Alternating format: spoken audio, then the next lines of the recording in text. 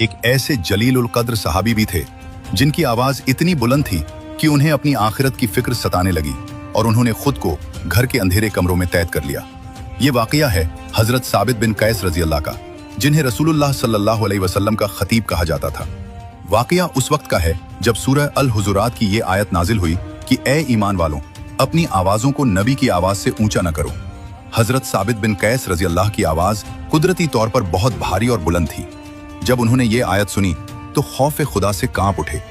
उन्हें लगा कि नबी सल्लल्लाहु अलैहि वसल्लम के सामने ऊंची आवाज में बात करने की वजह से उनके तमाम नेक आमाल बर्बाद हो गए हैं और वो जहन्नमी हो गए हैं। वो कई दिनों तक रोते रहे और अपने घर का दरवाजा बंद कर लिया। जब अल्लाह के नबी सल्लल्लाहु अलैहि वसल्लम ने उनकी गैर मौजूदगी के बारे में पूछा तो एक सहाबी उनके घर गए।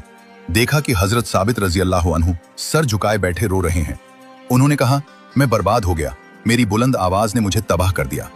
जब ये बात हुजूर सल्लल्लाहु अलैहि वसल्लम तक पहुंची तो आपने जो फरमाया वो तारीख का एक सुनहरा पन्ना बन गया। आपने फरमाया, जाओ और उसे बताओ कि तुम जहन्नमी नहीं बल्कि तुम जन्नती हो।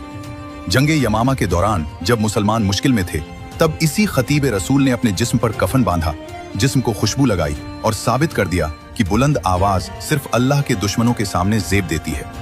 वो लड़ते लड़ते शहीद हो गए, मगर उनकी वसीयत मौत के बाद भी एक ख्वाब के जरिए पूरी हुई, जिसे इस्लामी तारीख का एक अनोखा मोजज़ा माना जाता है। आवाज का ऊंचा होना गुनाह नहीं, लेकिन नियत और अदब का दामन छूटना इंसान को ले डूबता है। हजरत साबित की आवाज ऊंची थी, मगर उनका दिल नबी सल्लल्लाहु अलैहि वसल्लम के अदब से भरा हुआ था। इसीलिए उन्हें दुनिया